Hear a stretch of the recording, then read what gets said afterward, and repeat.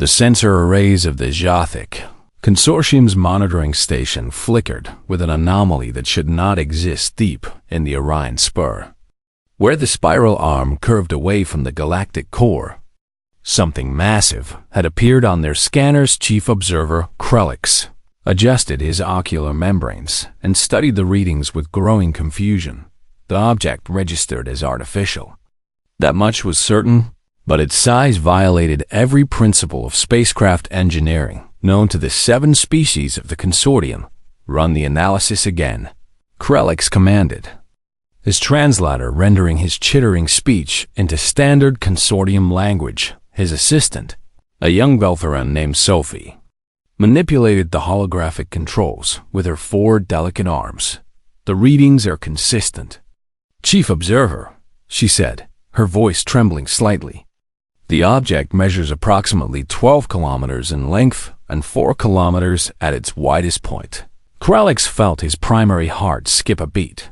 No species built ships that large space stations. Yes, but this object was moving under its own power at speeds that suggested advanced propulsion systems. Could it be a generation ship? He wondered aloud, some unknown species attempting to colonize nearby systems. Sophie shook her head, her silvery hair tendrils swaying with the motion. The energy signature is wrong for a colony vessel, she explained. Whatever this is, it's drawing enormous amounts of power. And the configuration suggests weapons emplacements. The words hung in the air like a death sentence. Warship of that size was impossible. The largest dreadnought in the consortium fleet measured barely 2 kilometers. And that vessel required the combined resources of 3 star systems to construct. The consortium council convened within hours of receiving Krellix's report. 7 species, representing hundreds of worlds and trillions of beings, gathered in virtual space to debate the discovery. The eldest, a Thremari who had lived for 6 centuries and served on the council for 4, spoke first. We must approach this situation with caution and wisdom, the eldest said, his translated voice carrying the weight of ages. In all our recorded history, spanning 50,000 years, we have never encountered a species capable of constructing such a vessel. Perhaps it is a derelict, suggested council member Vash, a Korthan whose species specialized in military matters. An ancient remnant from a dead civilization. The energy readings suggest otherwise. Krellix reported from his remote station. The vessel is fully operational and appears to be on a patrol route. The council chamber fell silent. The patrol route implied territory, which implied an empire, which implied a civilization that considered a 12-kilometer warship routine enough to use for border security. We must make contact, the eldest declared. Prepare the harmonious approach for immediate departure. The harmonious approach was the consortium's finest first contact vessel, designed specifically for encountering new species. Its hull bore no weapons, only sensors and communication arrays. Its crew consisted of the best xenologists, linguists, cultural specialists, and peacekeepers. The consortium could provide Ambassador Philanara, a Galactic diplomat who had successfully negotiated first contact with 17 species, commanded the mission. She was calm, methodical, and utterly convinced that all intelligent beings could find common ground through patient dialogue. As the harmonious approach dropped out of faster-than-light travel near the anomaly, Thalanara's confidence wavered for the first time in her long career. The object that appeared on their view screen defied comprehension. It was not just large. It was impossibly, terrifyingly vast. The vessel's hull was a dark gray that seemed to absorb light, covered in what appeared to be armor plating thick enough to withstand stellar radiation. Gun ports lined the hull in precise rows. Hundreds of them, perhaps thousands. Massive turrets protruded from the superstructure, each one larger than the harmonious approach itself. Engine arrays at the stern glowed with a blue-white intensity that spoke of power generation capabilities beyond anything in consortium space. By the ancestors, whispered Pilot Commander Jerix, a Veltheran whose 4 eyes were wide with shock. It's beautiful and horrible in equal measure. Thelanara composed herself and activated the communication system. Transmit standard first contact protocols.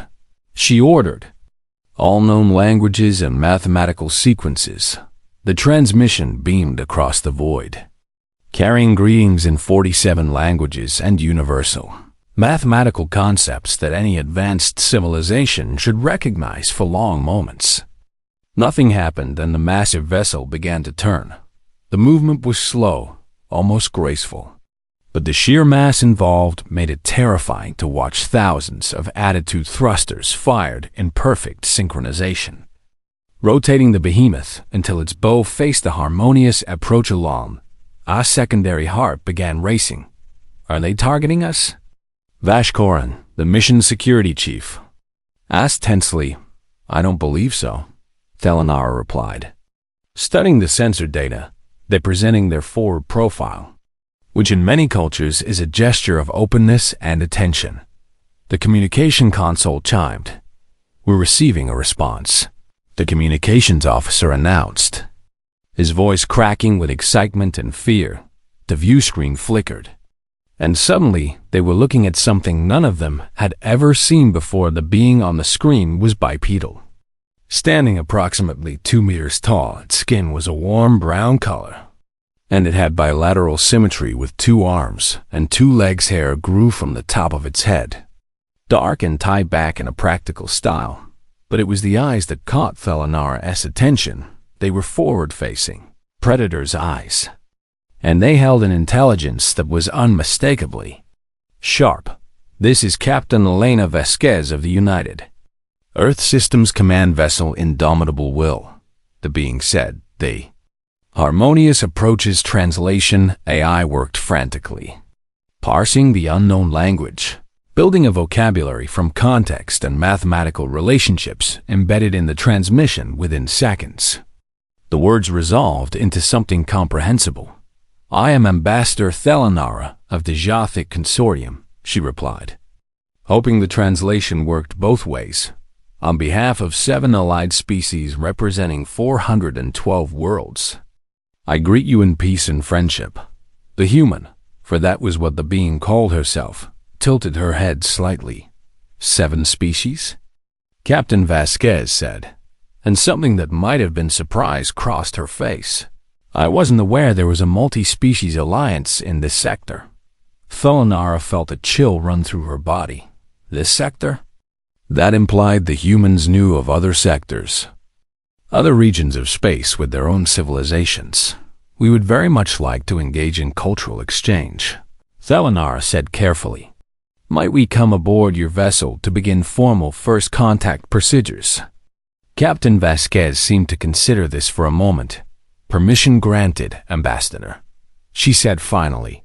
We'll extend Docking Port 7 and provide an escort to the conference facilities. Docking Port 7? How many docking ports did this vessel have? As the harmonious approach maneuvered toward the designated port, the crew got their first close look at the human warship's hull. The armor plating was scarred and scorched in places. Evidence of combat. Weapon systems tracked their approach with mechanical precision and painted on the hull, in letters 10 meters tall, were words in the human language that the translator rendered as Indomitable Will. UESC United Earth Systems Command. Ambassador, Jerix said quietly. I don't think we're ready for what we're about to learn. Thelanara watched the massive warship fill their view screen and knew, with absolute certainty, that her pilot was right. The galaxy was about to change forever, and the consortium had no idea what was coming.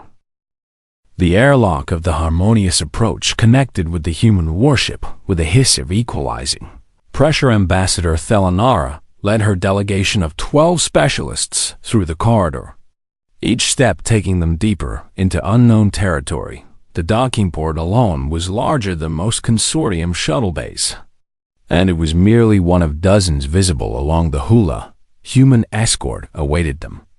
6 individuals in gray uniforms with insignia that Thalanara's cultural database could not identify. They stood at attention, their posture rigid and formal, in a way that reminded her of military ceremonies across dozens of species.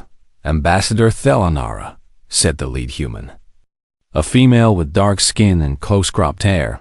"I am Commander Sarah Chun, Chief Diplomatic Officer of the Indomitable Will. And on behalf of Captain Vasquez and the crew, welcome aboard." The translator worked smoothly now, having built a comprehensive language matrix from the initial communications.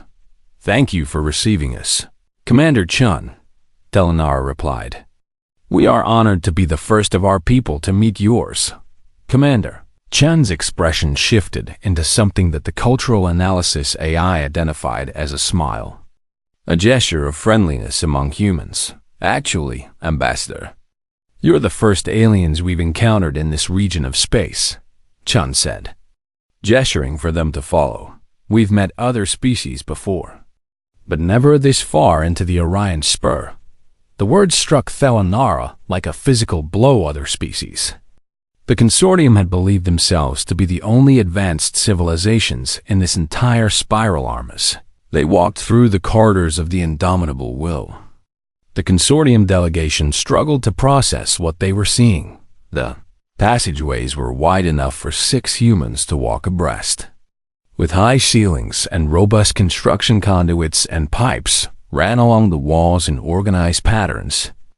Labeled in human script, crew members passed by in both directions, some nodding politely to the aliens, others too focused on their tasks to notice. "How many personnel serve aboard this vessel?" asked Dr. Kivsha, the delegation's military analyst, his voice barely controlled. "Current complement is 51,247, Commander Chum replied casually. "We're operating at 96% capacity right now. 50,000 people on a single ship. The largest consortium vessel carried a crew of 8,000, and that was considered excessive by most standards." They entered a turbolift that descended for what felt like minutes through the transparent sections of the shaft. The delegation caught glimpses of the ship's interior, massive cargo bays filled with equipment, engineering spaces where fusion reactors hummed with barely contained power, barracks where thousands of personnel lived and worked. "Your ship is far larger than anything in consortium space," Thalanara said, trying to keep her tone neutral and professional. "What classification of vessel is this?" Commander Chun glanced at her datapad. "The Indomitable Will is a Titan-class heavy warship," she said. "One of 12 currently in active service with UES C-1212 ships of this size." And they called it a classification, which implied there were other classes, other types of vessels.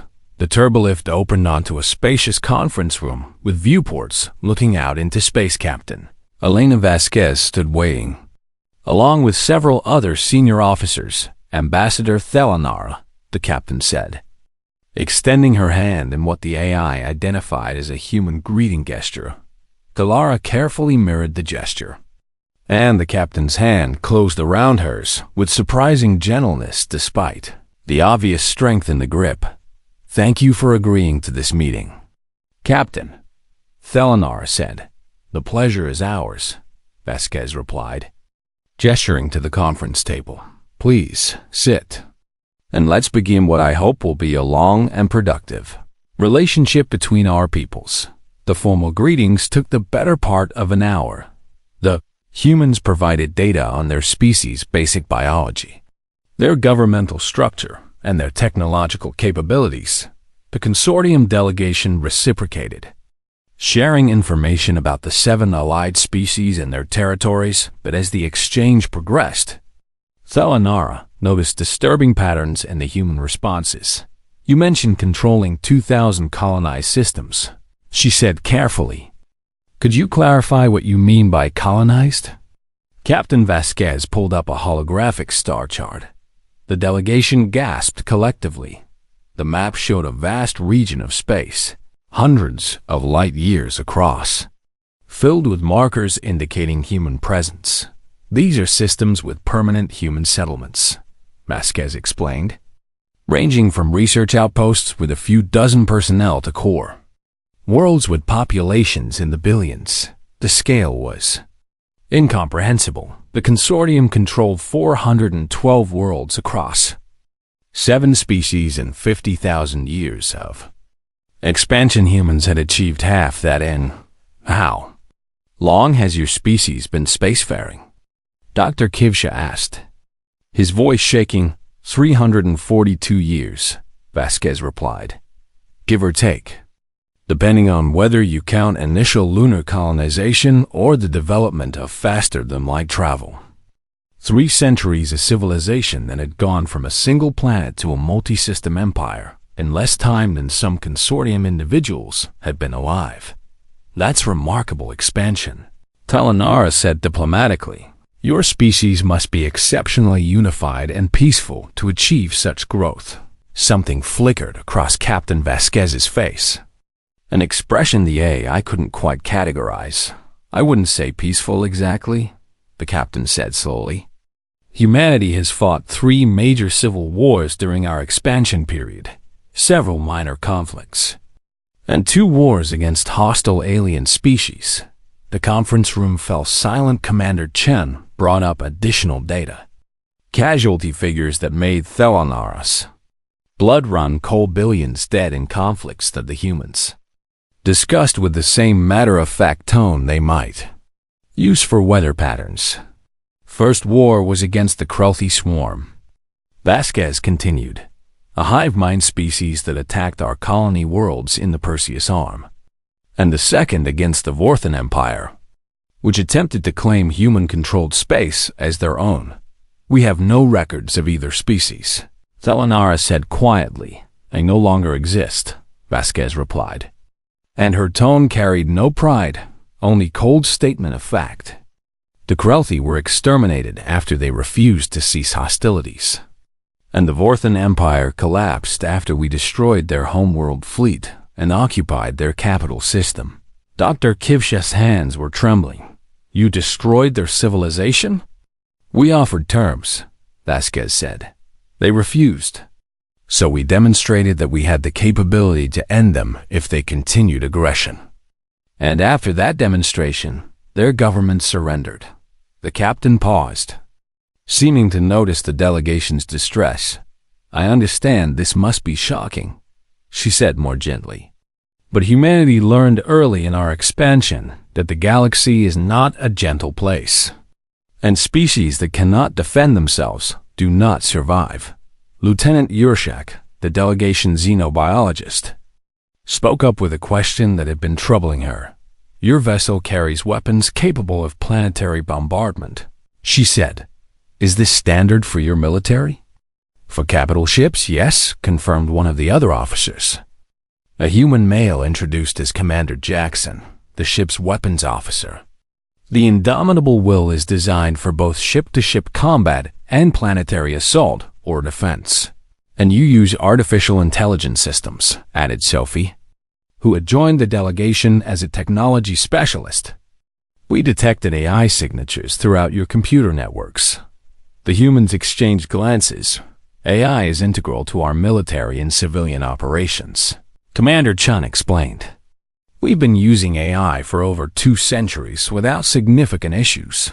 The consortium banned military AI 5,000 years ago, Talanara said. After a series of devastating wars nearly destroyed 2 of our member species. Captain Vasquez nodded thoughtfully. We've had our own struggles with AI development, she admitted. But we've developed safeguards and protocols, and the benefits outweigh the risks in our assessment. The conversation continued for hours, each revelation more unsettling than the last. Humans modified their own genetics to survive on hostile worlds. They built combat robots and powered armor for their soldiers. They had weapons that could sterilize planets or crack them open for resources. They spoke of war and peace with equal comfort, as if violence was simply another tool in their diplomatic arsenal. As The meeting concluded and the delegation prepared to return to the harmonious approach. Thelanara felt the weight of knowledge pressing down on her. "Captain Vasquez," she said quietly, "why are you patrolling this region of space?" The human captain smiled, but it was not an entirely friendly expression, because it's our space. "Ambassador," she said simply, "the systems in this sector have been claimed by the United Earth Systems Command under Article 7 of our colonial charter." Claimed the word hung in the air like a weapon. The consortium had never encountered a species that claimed territory so boldly, so aggressively. "I see," Thelanara said, maintaining her diplomatic composure. "We will convey your greeting to the Consortium Council." "Please do," Vasquez said, "and tell them that humanity is interested in peaceful coexistence and mutually beneficial trade agreements." As the delegation filed back through the corridors toward their ship, Dr. Kivsha leaned close to Thelanara. "They're offering us a choice we don't actually have," he whispered. "Accept their friendship or face their guns." Thelanara said nothing. She knew he was right. Captain Vasquez had extended an invitation that Ambassador Thelanara could not refuse. The consortium delegation would remain aboard the Indomitable Will for 3 standard days, participating in what the humans call the Cultural Exchange Program. What the delegation experienced during those 3 days would, fundamentally, alter their understanding of what intelligent life could become. The first shock came during a tour of the ships. Medical Facilities Dr. Yinsera, the delegation's chief medical officer, had requested to see how humans approached Healthcare Commander. Chun led them to a medical bay that sprawled across 2 entire decks. "This is our primary medical center," Chun explained as automatic doors slid open. "We have 4 others distributed throughout the ship for redundancy." The facility was spotless, filled with equipment that mixed familiar medical technology with systems the consortium had never imagined. Humans in white coats moved between beds where injured crew members received treatment. But what caught Dr. Yinsera's attention was a patient undergoing what appeared to be cybernetic surgery. "Is that individual receiving mechanical implants?" she asked, her voice tight with shock. "Lieutenant Morrison is getting his second arm replaced," a human doctor explained cheerfully. "His previous cybernetic limb was damaged during a training exercise, so we're upgrading him to the Mark 7 model." The consortium delegation watched in horrified fascination as robotic surgical arms removed the damaged mechanical limb and began installing a new one. The human patient was awake, conversing casually with the medical staff while machines cut into his flesh. Cybernetic augmentation is illegal in consortium space, Dr. Yinsera managed to say, "except in cases of medical necessity for preserving life." The human doctor looked surprised. "Really? For us, it's just another medical option," she said. "About 30% of our military personnel have some form of cybernetic enhancement, and maybe 10% of civilians." Commander Chun pulled up. Holographic display showing various augmentation types, neural interfaces for direct computer interaction, reinforced skeletal structures. For combat personnel, optical enhancements providing telescopic and thermal vision, cybernetic limbs with strength far exceeding biological ones. "We view the human body as a platform for improvement," Chun explained. "Why limit ourselves to what natural evolution provided when we can enhance our capabilities?" The philosophical implications made Thelanara's head spin. The consortium had long ago decided that modifying the body beyond healing injuries was ethically wrong, a violation of natural order. Humans apparently had no such concerns. The next revelation came in the ship's recreational facilities. Lieutenant Sophie had asked to see how the crew spent their off-duty time, expecting to find libraries or meditation spaces. Instead, Commander Chun led them to a massive arena where humans in powered armor suits were engaged in brutal combat. This is Combat Simulation Arena 3, Chun announced over the sound of explosions and gunfire. The crew uses it to maintain combat readiness and for entertainment on the arena floor. Two teams of humans battled each other with weapons that, while non-lethal, still looked terrifyingly effective. The powered armor suits stood 3 meters tall, bristling with weapons and moving with impossible speed and agility. Entertainment? Sophie repeated weakly. It's very popular, Chun confirmed. We run tournaments every month, and the ship-wide championship draws thousands of spectators. One of the armored suits took a direct hit from what appeared to be a rocket launcher and went flying backward, crashing into a wall with tremendous force. The delegation gasped, but the human climbed to their feet and charged back into battle, apparently unharmed. The suits have shields and impact dampeners, Chun explained. Injuries are rare, though they do happen occasionally. Dr. Kivsha watched the combat with the eye of a military analyst. These suits, he said, they appear to be actual military equipment, modified for safety. But yes, Chun confirmed, the crew trains in the same equipment they'd use in real combat, and simulation helps maintain their edge. The idea that a species would fight for recreation, using military-grade equipment, was almost incomprehensible.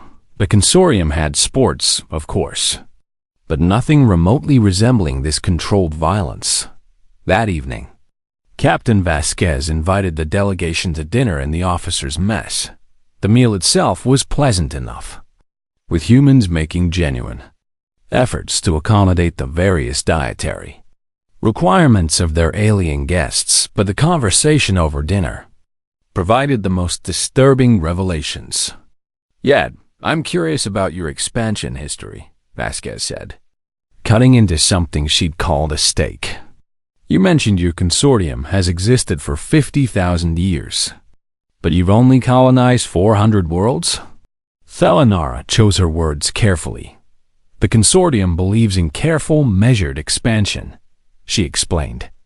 We only colonize worlds after extensive environmental and cultural impact studies, and we never displace existing ecosystems. Vasquez nodded politely, but something in her expression suggested she found this approach strange. How long does your typical colonization study take? Between 100 and 200 years, Thelanara replied. Sometimes longer if the world has complex biospheres. The human officers exchanged glances. We usually complete our surveys in 5 to 10 years, said Commander Jackson. The weapons officer, any longer, and we found that opportunities would be claimed by other human factions or hostile species. But what about the native life? Asked Lieutenant Yurshak, the xenobiologist. Don't you study the ecosystems before colonization? We do ecological surveys, Vasquez confirmed.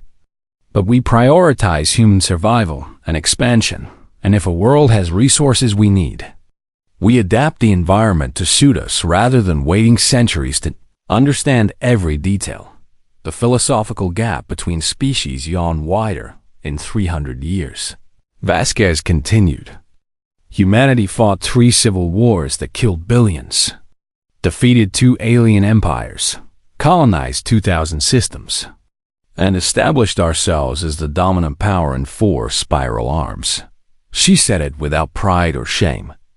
Simply stating facts, we've learned that the galaxy respects strength, the captain added. Species that hesitate, that prioritize caution over action, tend to be conquered or absorbed by those more aggressive. Dr. Kivsha set down his utensil carefully. You've encountered other aggressive species then? Dozens, confirmed Commander Chun. Some we've fought, some we've allied with, and some we've simply avoided because conflict would be too costly. And these wars you mentioned, Thelanara pressed. Your civil wars, they were conflicts between human factions? 3 major ones, Vasquez said, her expression darkening slightly. The Colonial Rebellion, the Mars Independence War, and the Outer Colonies conflict, plus countless smaller disputes and skirmishes. But you're the same species, Sophie said. Confused. Why would you fight each other? Vasquez smiled grimly. Humans have been fighting each other since before we left Earth. She explained. Political ideology, resource disputes, cultural differences, religious conflicts, simple territorial ambition. We've gone to war over all of it. And yet you unified enough to expand across thousands of systems. Telenara observed. Unity through necessity, Vasquez replied. When we encountered the Krulfi swarm, humanity realized that our internal conflicts were luxuries we couldn't afford while hostile aliens threatened our existence. So we formed the United Earth Systems Command to coordinate defense and expansion. A military government? Dr. Kivsha asked sharply. A civilian government with strong military integration, Vasquez corrected. The UESC answers to the Colonial Assembly, which represents all human settled worlds. The conversation shifted to technology, and here the gaps became even more apparent. Humans used AI systems that would be banned in consortium space. They manufactured weapons of mass destruction as standard military equipment. They genetically modified their own people to survive in hostile environments or enhance combat effectiveness. We have soldiers bred and trained from birth for specific combat roles, Commander Jackson mentioned casually while discussing military doctrine. The Enhanced Infantry Program produces some of our finest warriors. Bred? Yershuk repeated, her voice strangled. You mean genetically engineered children? Selected and modified embryos, yes, Jackson confirmed. Volunteers donate genetic material, and we combine the best traits to create optimal soldiers. The consortium had outlawed genetic manipulation of sentient beings 6,000 years ago after horrific abuses. Humans apparently did it routinely. Don't you have ethical concerns about creating people for specific purposes? Thelanara asked, trying to keep the horror out of her voice. Vasquez considered the question seriously. We have extensive debates about the ethics of genetic engineering, she admitted. It's one of the most controversial topics in human society. But the enhanced infantry volunteers have full rights as citizens. They can leave military service if they choose, and most report satisfaction with their lives. But they're created to be weapons. Sophie protested. They're created to be protectors, Vasquez countered gently. And they've saved countless human lives in conflicts we didn't start.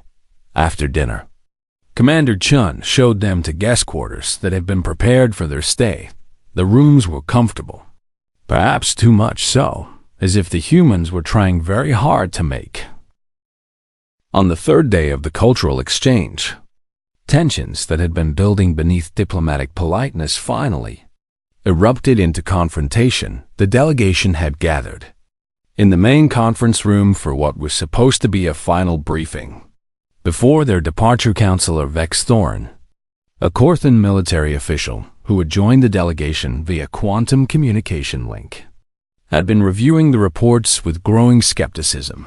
I find it difficult to believe that a single vessel, regardless of size, could pose a significant threat to the combined forces of the consortium, Vex Thorn declared, his translated voice sharp with challenge. Your claims about weapons capabilities seem exaggerated, designed to intimidate rather than inform. The conference room fell silent. Captain Vasquez, who had been reviewing departure logistics with Commander Chun, looked up slowly. Are you suggesting we're lying, Counselor? She asked, her voice dangerously quiet. I'm suggesting that your species may have a cultural tendency toward boasting and exaggeration, Vex Thorn replied. Common among young, aggressive civilizations trying to establish themselves. Dr. Kivsha closed his eyes, knowing immediately that the counselor had made a terrible mistake. Human expressions were still difficult to read, but even the consortium delegation could see the shift in Captain Vasquez's demeanor. Commander Jackson, Vasquez said calmly, do we have any scheduled demolitions in this sector? The weapons officer consulted his datapad. Yes, Captain. There's a Class D barren world in System 447 Zeta, marked for resource extraction. And the planetary demolition was scheduled for next week. Move it up to today, Vasquez ordered. Then turned to the delegation.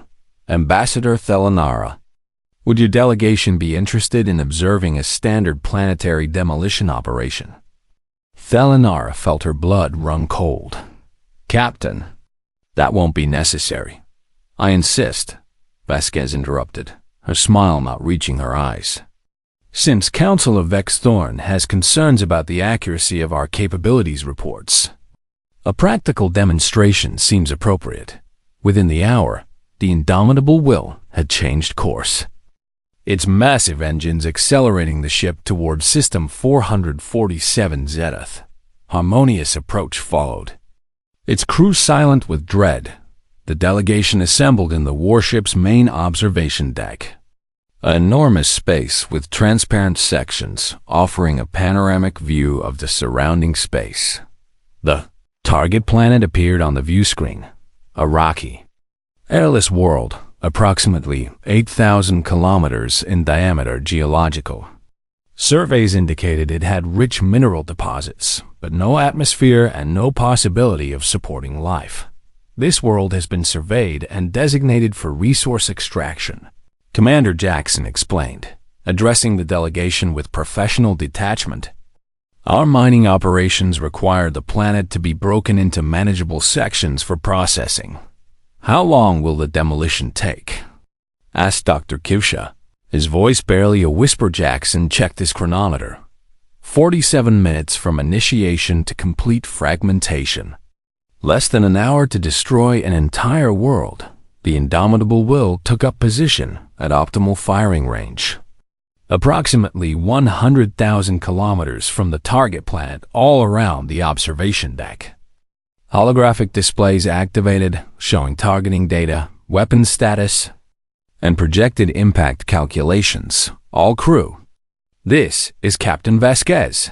Her voice echoed through the ship's communication system. We are commencing planetary demolition operation in System 447 Zeta.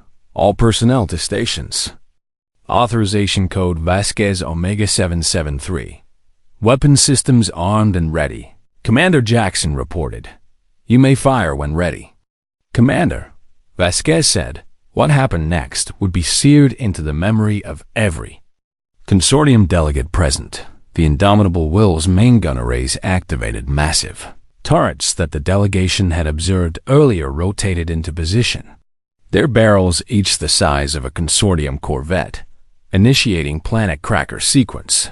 Jackson announced calmly.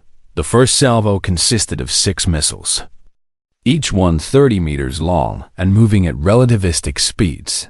They struck the planet's surface with the force of nuclear detonations, creating impact craters visible from space. But these were merely the markers, the targeting designators for what came next. Main cannons firing. Jackson said the observation deck's windows automatically polarized as beams of directed energy lanced out from the indomitable will. Each beam carried enough power to vaporize a mountain. 12 beams struck the planet simultaneously, boring into the crust like drills made of pure energy. The planet's surface began to glow, deploying kinetic penetrators. Jackson continued. Another volley of missiles launched, but these were different solid projectiles of ultra-dense metal accelerated to 0.8 light speed when they struck the weakened areas created by the energy beams. They punched through the crust and into the mantle. Magma began erupting from the impact sites. Gravitational disruptors ready. Jackson reported. Fire. Vasquez ordered the indomitable. Will unleashed weapons. The consortium didn't even have theories for gravitational distortion fields that warped space-time itself, creating tidal stresses within the planet's core. The world began to crack. Massive fissures opened across the surface. Thousands of kilometers long. The planet's rotation became unstable as gravitational manipulation disrupted its angular momentum. 32 minutes elapsed. Jackson noted the bombardment continued with mechanical precision. Every weapon system aboard the Indomitable Will was brought to bear on the dying world. Plasma torpedoes that burned at the temperature of a star's core, antimatter warheads that converted matter directly into energy, quantum disruption fields that destabilized atomic bonds. And throughout it all, the humans worked with calm efficiency, calling out status reports and firing solutions as if they were conducting routine maintenance rather than annihilating a planet. The delegation watched in stunned silence. Lieutenant Sophie was quietly weeping. Jerry and Sarah had fainted and been carried to a medical bay. Even Dr. Kivsha, who had seen combat in the consortium's few military conflicts, looked like he might be sick. 45 minutes, Jackson announced. Approaching critical fragmentation, the planet was no longer a sphere. Massive chunks of the crust had been blown into space. The core was exposed, glowing with heat that turned the surrounding debris field into an expanding cloud of vaporized rock. Final barrage, Vasquez ordered. The Indomitable Will fired its main cannons one last time. The combined energy struck the planet's core, and the world simply came apart. What had been a planet became an expanding debris field. Trillions of tons of rock spreading out in all directions. Fragments would eventually form an asteroid belt, which human mining operations would harvest over the coming decades. Demolition complete, Jackson reported. Time, 47 minutes. 3 seconds. He sounded almost disappointed that it had taken 3 seconds longer than predicted. Captain Vasquez turned to the delegation. Are there any remaining questions about our weapons capabilities? She asked quietly. No one spoke. Counselor Vex Thorin's communication link had gone dark. The Corthan military official had disconnected without a word. I want to be very clear about something, Vasquez continued, addressing Ambassador Thelanara directly. What you just witnessed was a standard demolition operation using approximately 30% of this ship's total weapons capacity, and the Indomitable Will is one of 12 Titan-class vessels currently in service. She let that sink in before continuing. We also have 48 Leviathan-class battleships, 360 Dreadnought-class cruisers, and over 2,000 smaller warships in our fleet. And that's just the UESC military forces. Vasquez pulled up a holographic display showing the human military organization chart. Individual colony clusters maintain their own defense fleets, she explained. Corporate security forces control additional vessels, and private military contractors operate their own fleets under UESC oversight. So in total, humanity fields approximately 15,000 warships of various classes. The numbers were incomprehensible. The entire consortium fleet numbered perhaps 3,000 vessels, most of them small patrol craft. Why are you telling us this? Thelanara asked, her voice barely audible. Because I don't want there to be any misunderstandings, Vasquez replied. Humanity is offering friendship and alliance with the consortium, and we genuinely hope for peaceful coexistence. But I need you to understand that we're offering this from a position of strength, not weakness. She gestured to the debris field that had been a planet. We could conquer the consortium if we chose to, Vasquez said bluntly. Within a year, perhaps 2, we could occupy your core worlds and force a surrender. But we don't want conquest. We want trade, cultural exchange, and mutual defense against common threats. And if we refuse? Dar Kivsha asked. Vasquez met his gaze steadily. Then we go our separate ways. And we respect your territorial boundaries, as we expect you to respect ours. But the offer stands indefinitely. And I hope you will convey to your leadership that humanity prefers friends to enemies. The journey back to the harmonious approach was silent.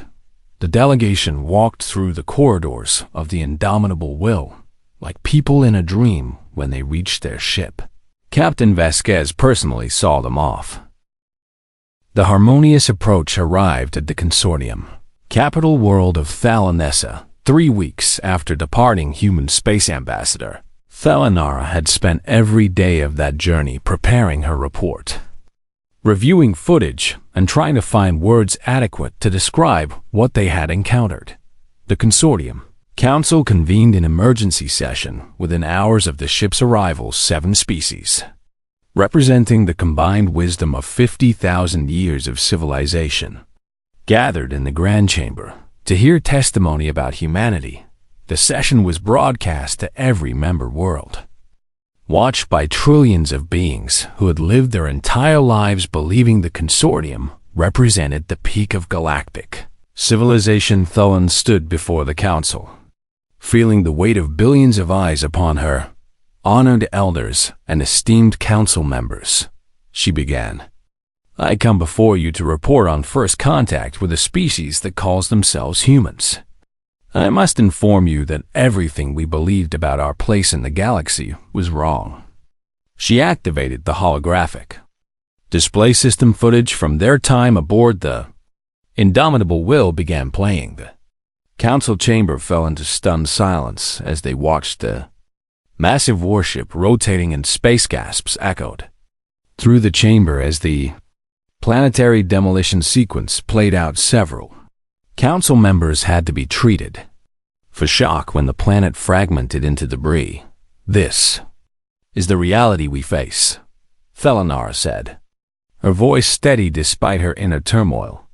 Humanity is not a minor species seeking to join galactic civilization, and they are a fully developed empire with technology and military capabilities that exceed our own by orders of magnitude. Councillor Vex Thorn, who had challenged the humans and then witnessed their response, spoke from his seat.